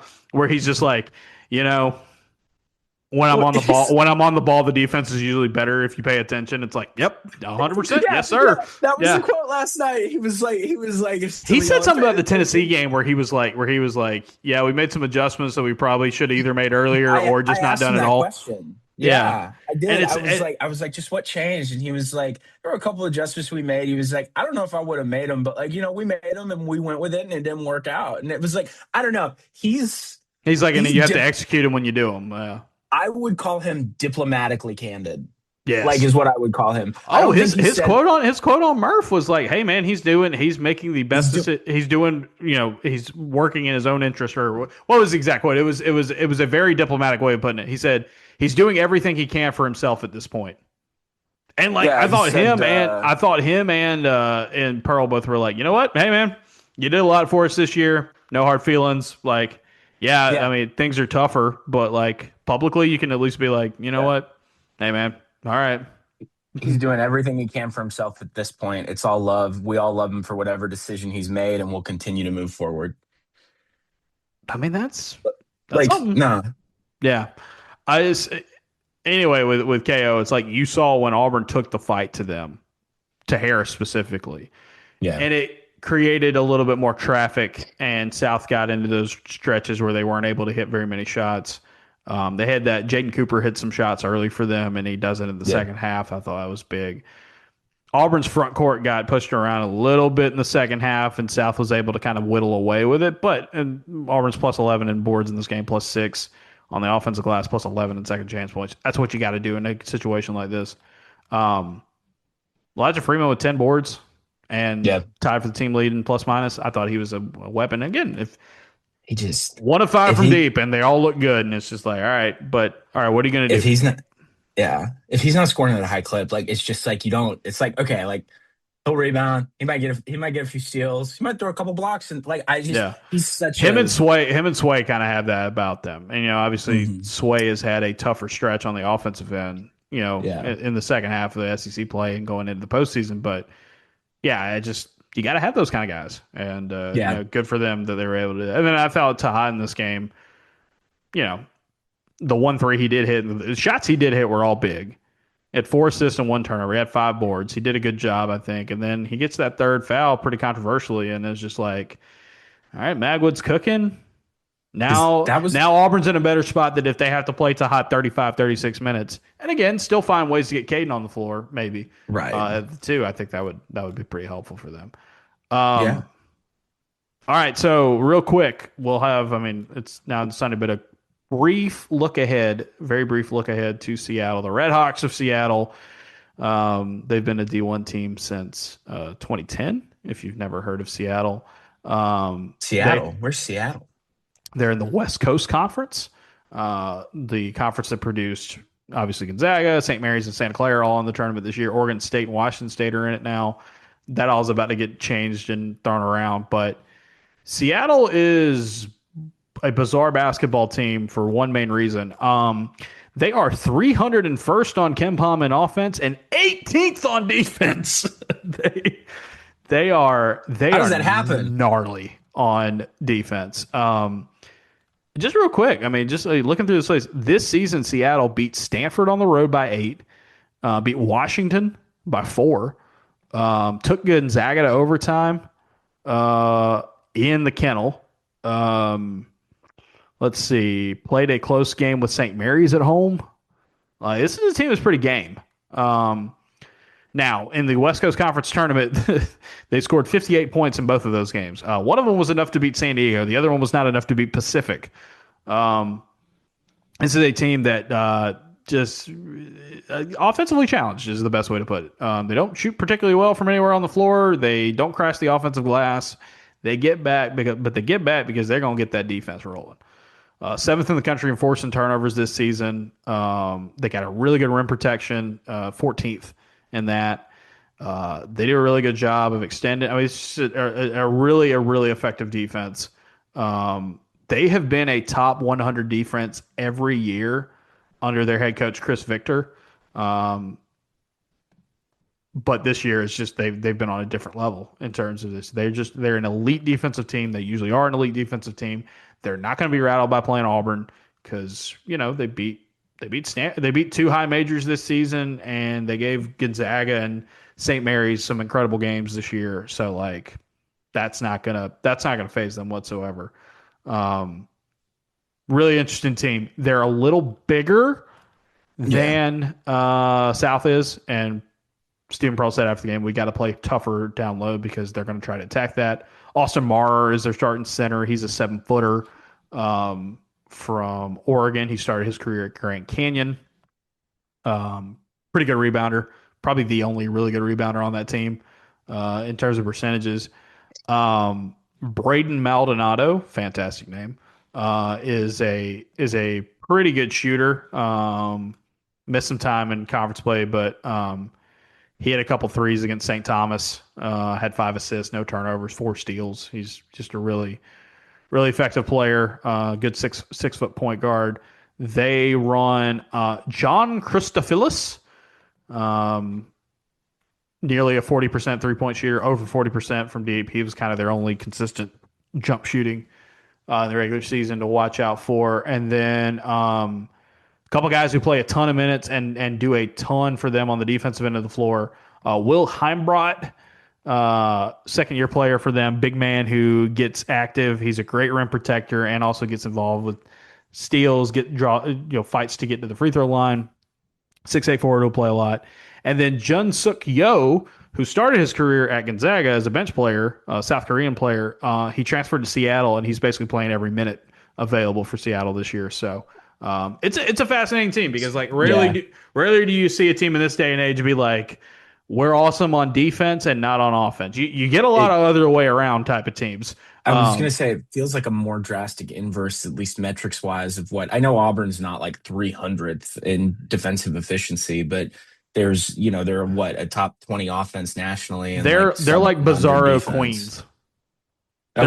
They're like I see how Bizarro it goes, Queens yeah. in terms of like the mid majors this season. Like they have, yeah. If you look at defensive rating on Ken Palm, like they're in the top 20. They're the only. It's like them and St. Mary's, and obviously Gonzaga, if you want to count them, are the only mid majors on there. San Diego State, Grand Canyon, Yeah, it's UC tough. Irvine, like you A know, lot of West Coast in there.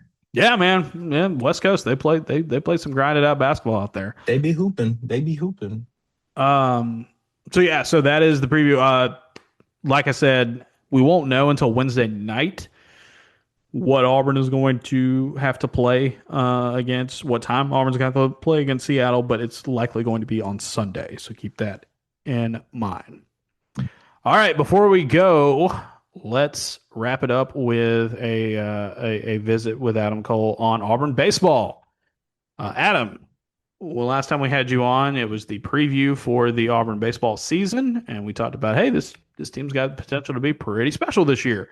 Um, Guess what? They are pretty special. They're 18-2.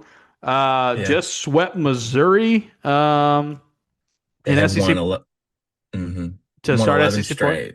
Yeah. and Yeah. just picked up a big win over Georgia Tech at home. That was a top 5 showdown. Georgia Tech is a team that's just loaded with so many MLB draft prospects. They had like one of the craziest offenses in the country heading into this game. Auburn beat them 9-2 Yeah. on a cold Tuesday afternoon at Plainsman Park.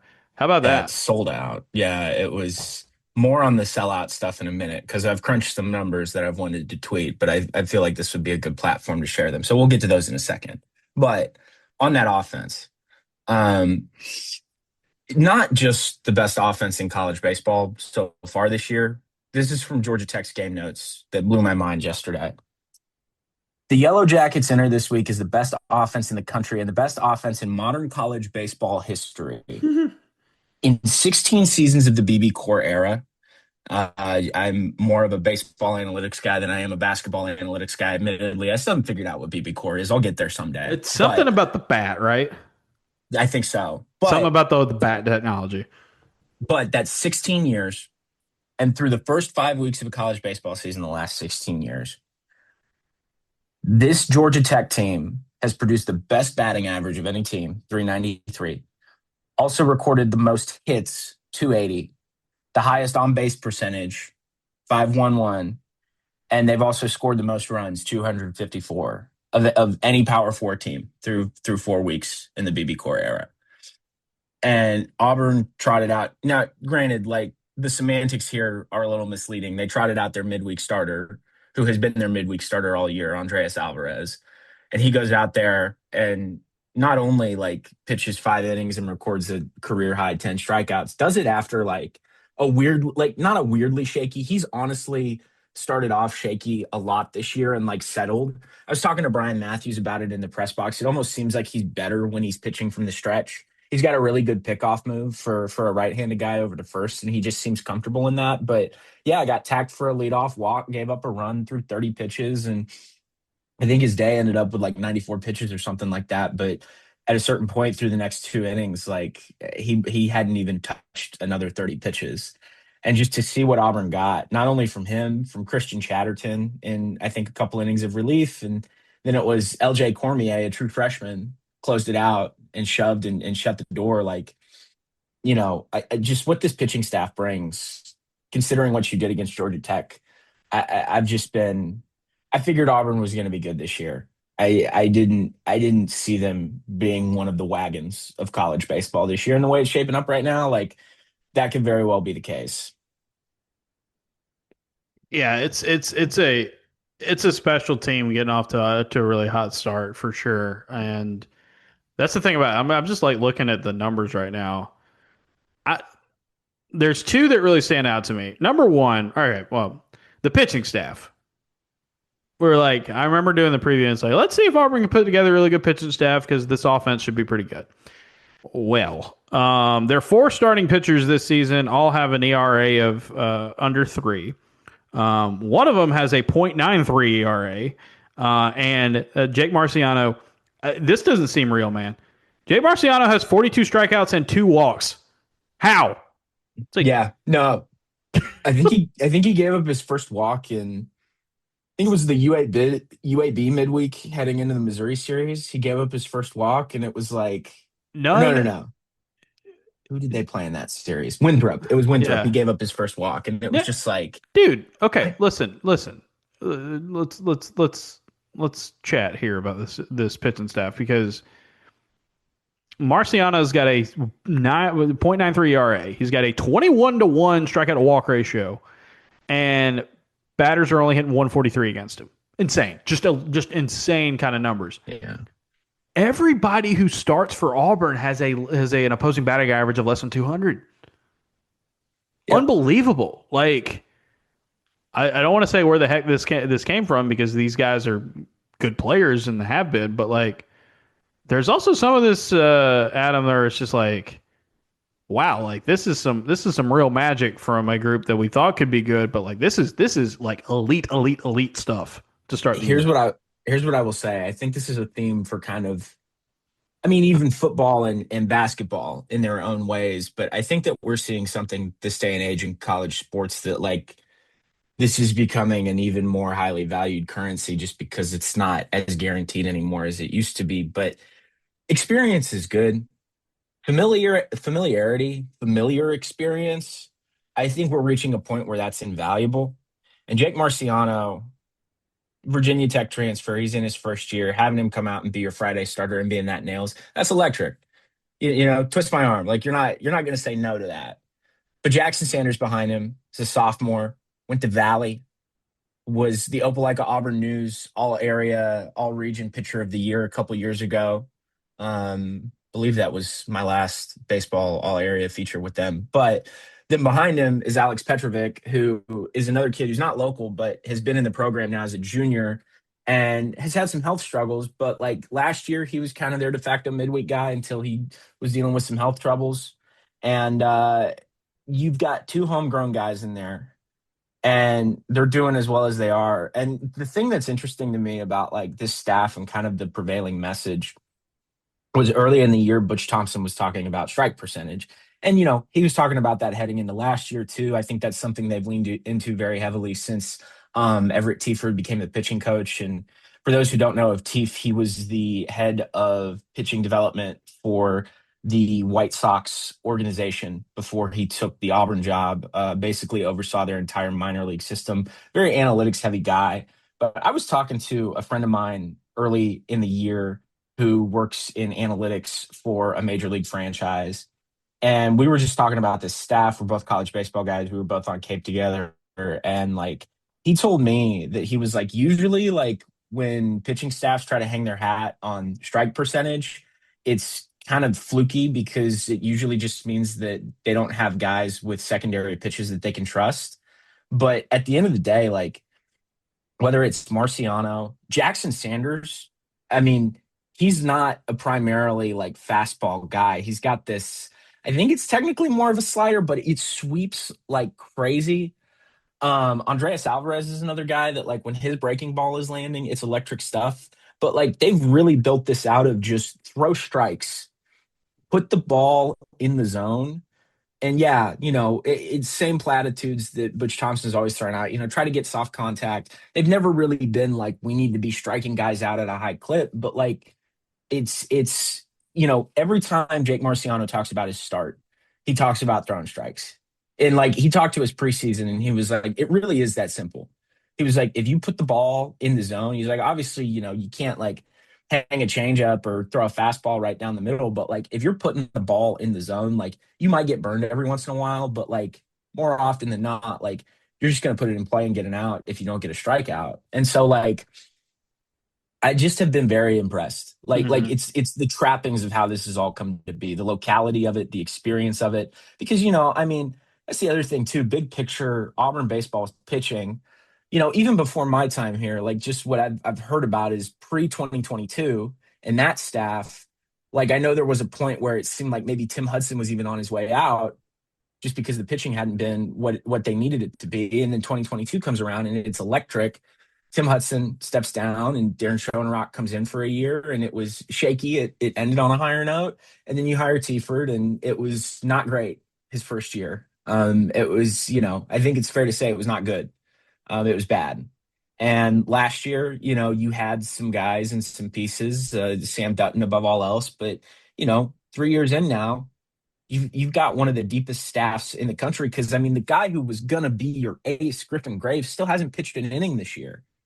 He had a minor injury heading into the start of the year, and they were like, let's just play it with caution and try to get him back for SEC season. It's looking like he's set to be back. I don't know if it'll be this weekend, but if not this weekend, next. And that's vital.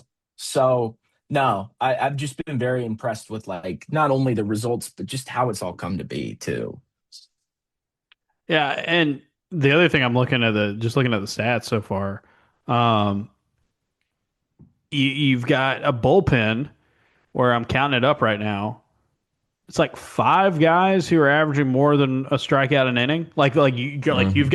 got a I mean, you got a couple of guys who are pitching right now out of the pen that have been unhittable, and that's it's just top to bottom a great team. And then on the offensive end, you look and you're 20 games into the season, and you've already got seven guys, seven of your regular players who already have double digit RBI. One of them who doesn't is Brandon McCrane, who is batting 426. Like that's Mhm. there's just a whole lot to like about where this team is going, and it's like you know you've got pretty much everybody in your starting lineup is batting over 300. There's a couple who aren't, but like it's just top to bottom, and they're not. It's not just purely mashing the ball, but if it just seems like really good team offense that they have. They're able to string together good innings like they did against Georgia Tech on Tuesday. And if you pair that with an offense, or if you pair that with a pitching staff that has just been really hard to solve, like you don't have to go out there and become, you don't have to hit a ton of homers a game. You don't have to. You just need to be top to bottom tough outs, and Yeah. you can win a lot of games that way, and they have. And I mean, that's always been a lot of the offensive approach for Auburn under Butch Thompson is it's like, it's not necessarily about like power and loading up on power. I think they've got pieces that, by the end of the year, like I would be very curious to see, but like, I think it's very plausible that Bub Terrell and Chase Freilich both are probably the likeliest examples of like 20 home run guys. I don't know the last time Auburn had 20 home run seasons in a single year, but like really the approach more than anything has been working guys deep into counts, don't strike out, don't lay down easy. And that's given them a lot of success. And the other thing about this game yesterday, Bristol Carter has been an insanely great leadoff man this year, has just been really an animal, like in the most complimentary way. Didn't play yesterday. He's been dealing with a pec issue. And so they sidelined him. Eric Guevara has been really steady at the plate this year, more steady than he has been the last couple of years. And he's always just been like, I think they give out one gold glove technically in college baseball, but if they did a whole team of it, like I wouldn't be shocked if he was a gold glove third baseman last year and this year. Didn't play yesterday. You beat the number three team in the country with one of the best offenses in recent memory in the sport's history, and you hung nine on them without two of your best hitters in the lineup. You know, like we talked about it in the preseason show of like there's a lot of chips on the table, so to speak. There's a lot of pieces and options that can go into this puzzle. And ultimately, like you said, not everybody's hitting 300. There were not great starts for, in particular, Lucas Steele, Logan Gregorio, and Todd Clay. But Todd Clay plays yesterday. I think he got a hit. He had a 3-hit day the other day. He's on the ascent. Lucas Steele is on the ascent. Logan Gregorio had his first home run yesterday.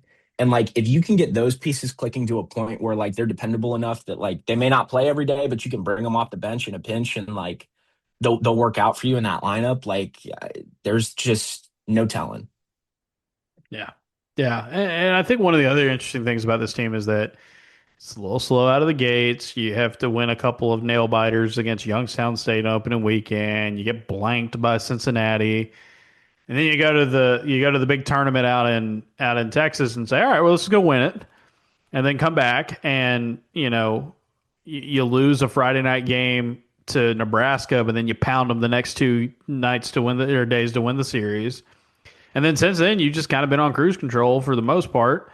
They had a really close game against Missouri, over the weekend. But I look around college baseball and just what little I know about it. Like a lot of these SEC teams, especially, are like dropping games they have no bit, like multiple games they have no business losing to, or putting out a pretty weak start to SEC play or something like that. And then meanwhile, Yeah. Auburn is just like, they haven't been perfect, but it's baseball. You're not going to be perfect. Right. Right.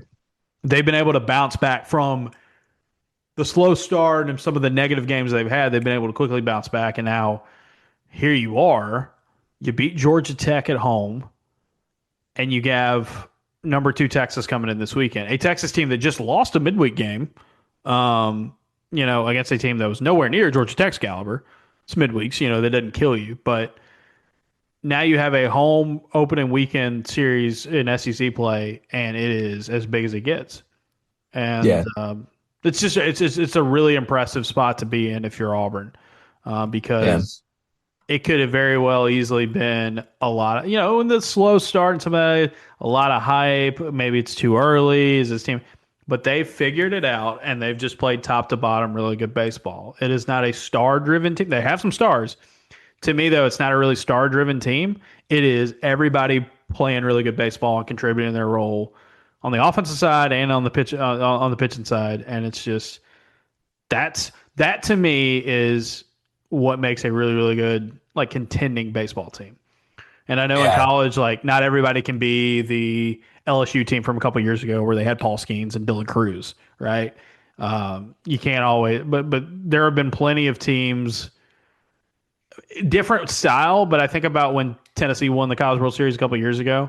That was just top to bottom. Everybody's just going to kill the ball, like for Yeah. them, and then that's how they're Yeah. going, and they'll match it with power pitching. That was the thing, is just like, you need horses and you need depth and you need balance to be a great baseball team in time. And look, like we were talking about it, Bama loses to South. Uh, Tuesday night, and this is not a pick on it, but like Bama's got one of the biggest names in college baseball in Justin LeBron right now, and it's Mhm. like that might be it. like Yeah. it might be all they Yeah. got. The Because true if I'm ones right, that they've lost separate four themselves are straight. the balance. Yeah. No, the balance is a big key. And like you kind of hit on it. Like there have been some slow starts this year for SEC teams. There have been some craterings for SEC teams. I believe this is the first time in a long time. That's about as much as I know. I don't know the exact date that I believe neither Vanderbilt nor LSU are ranked right now in the majority of the major polls. Um, and so, it's the SEC. Texas looks like a menace. Arkansas and Mississippi State have, I think, taken their slings to a degree this year, not to the extent of LSU and Vanderbilt, but like both of them could still win the conference. Texas could win the conference, but you're right there. It's like I mean, in Kentucky. the Kentucky's really stinking good. I don't know who they Kentucky's on the played. ascent. Florida's off to Oklahoma's a been great really start. good. Georgia's doing the thing that I'm like they're doing the thing Wesley Johnson's done since he got there, and they loaded up on transfers, and I think they had hit 60 home runs already heading into SEC play, which is just bananas. But like the powerhouses are not powering South as they Carolina have just in straight recent. up sucks, which is wild. Oh, it's yeah, no. And like that was my thing last year was they hired Paul Maneri, who for the folks who aren't hip to the college baseball lingo, Paul Maneri was like the guy at LSU Yeah. after Skip Mm-hmm. Bertram, I forget how to Bertman. pronounce his last name. And I mean, cooked there. Like he was incredible. South Carolina hired him last year because they had just been dog water and they were dog water last year and they have been They definitely more were. dog water this year, and I think there's been some injury stuff to an extent, but even still, like it's just the SEC doesn't feel wide open, but it feels more open than it has in a long time. And you've put yourself where, yeah, LSU and Vanderbilt aren't ranked in the majority of the polls. Like I know the polls only mean so much, right? But right now, the top two teams in the SEC, based on the polls or the power rankings or whatever the heck you're looking at, in some order, more often than not, are Texas and Auburn. So that's going to make this weekend electric. All right. Well, get ready for it. You I got have I have I have one last note to share, if I may. okay, go for it. So yesterday was a midweek. Auburn traditionally for midweeks does half price beer and hot dogs. Hmm. My meal voucher usually I think they're 250 half off, and that usually means I can get what two, five, at least four hot dogs in theory with a meal voucher. They did half off yesterday because they pushed the game up. And they put out the numbers for hot dogs consumed yesterday. The final tally per Auburn Athletics was 3,684 hot dogs consumed yesterday at Plainsman Park.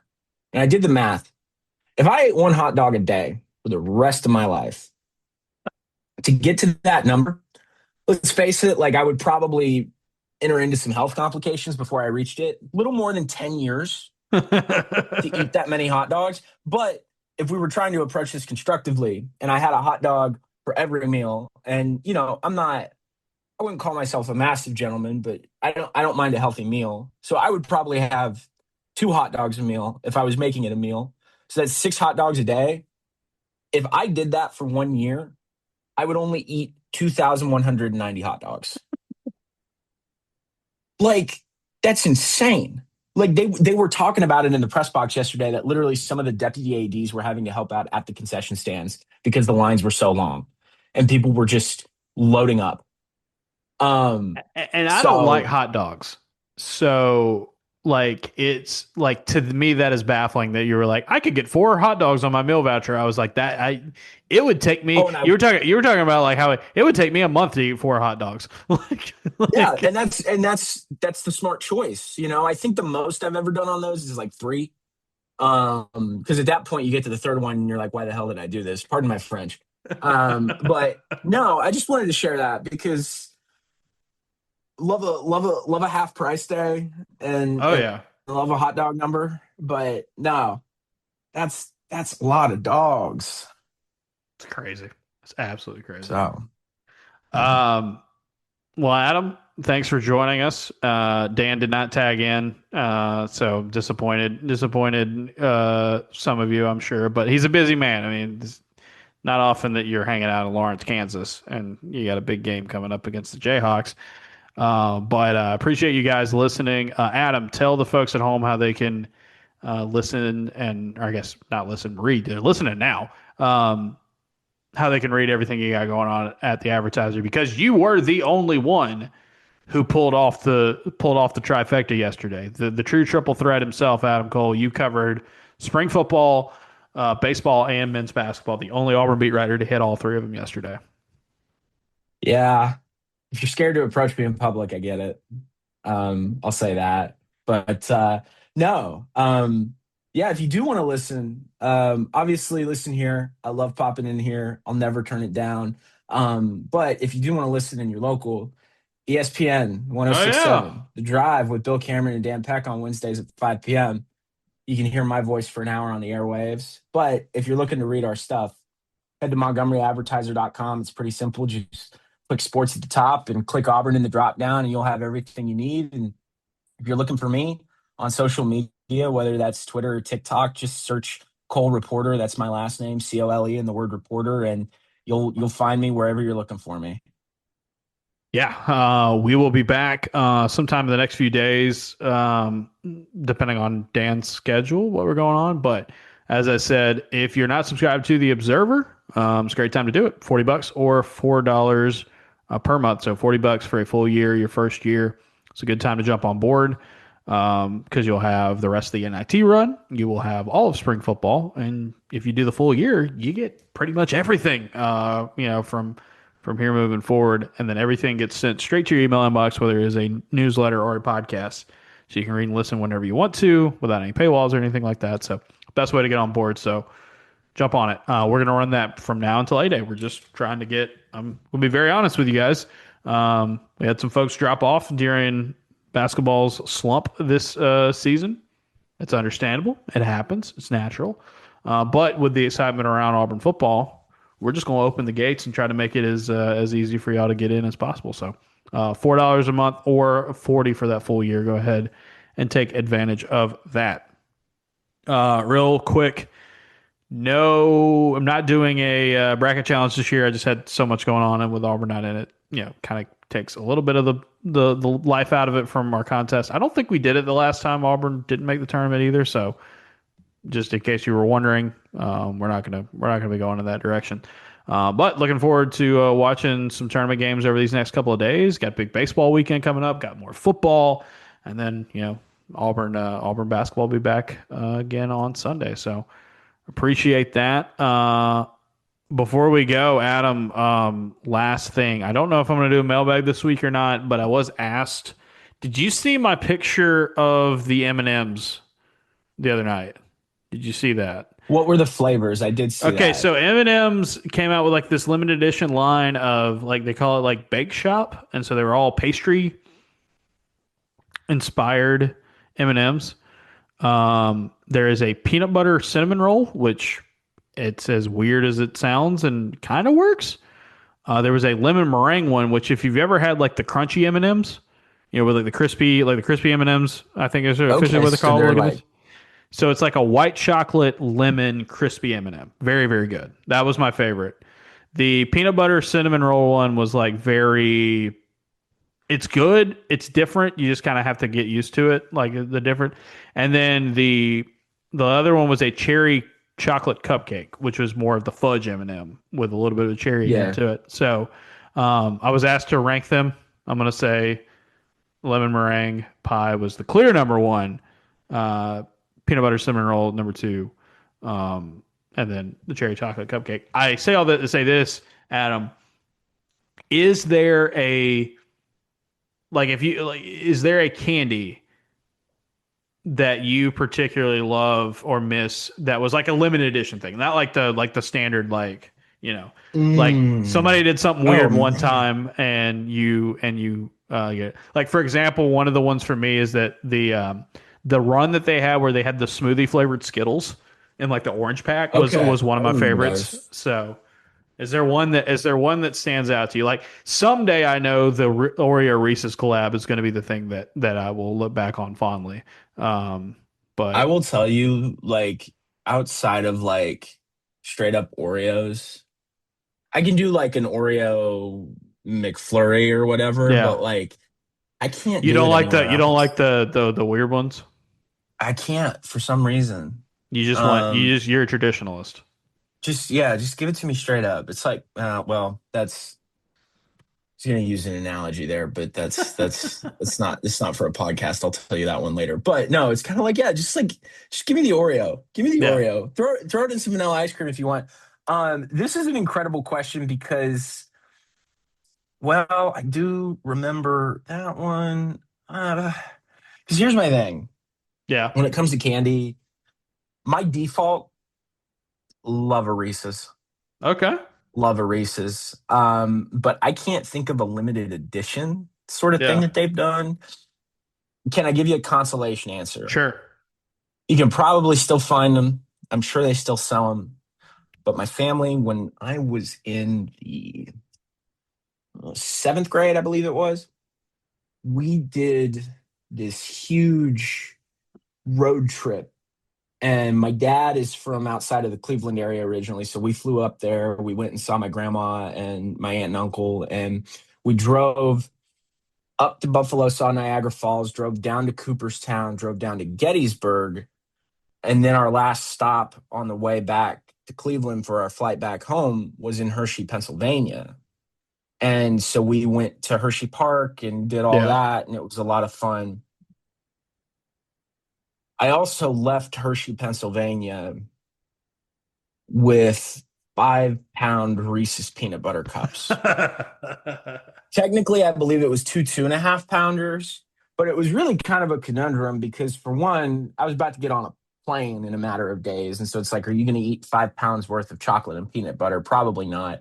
The other thing that my 13-year-old mind didn't really account for was my uncle being deathly allergic to peanuts. Like there's a very famous story between him and my aunt Jane of there was one time they used to live in San Diego and they were flying I think back to Ohio and they were giving out peanuts on the flight and they saw that and they said to a flight attendant like it's the Mike Birbiglia nuts in the air thing. Yes, Like that's how bad his allergy is. They literally had to make an emergency landing. that's insane. And so what we did was we put it in we double Ziploc bagged it and put it in the freezer at their place in Akron. And I don't know what happened to the rest of it, but yeah, I have had 2.5 pound Reese's peanut butter cups before. Very large. They're not made for the average human, if you couldn't tell. But I think that'd probably be my best guess of one that I remember, and it was more funny than anything. But no, I gotta think on that. I'll don't let me forget about this because I'll have an actual answer for you the next time I'm on this podcast, Okay. whenever that is. Well, here's the thing: it's like the 5 pound Reese's cups are not for the average person, but Yes, like yeah, exactly. as we've determined, you're not the average person. I'm extraordinary, right?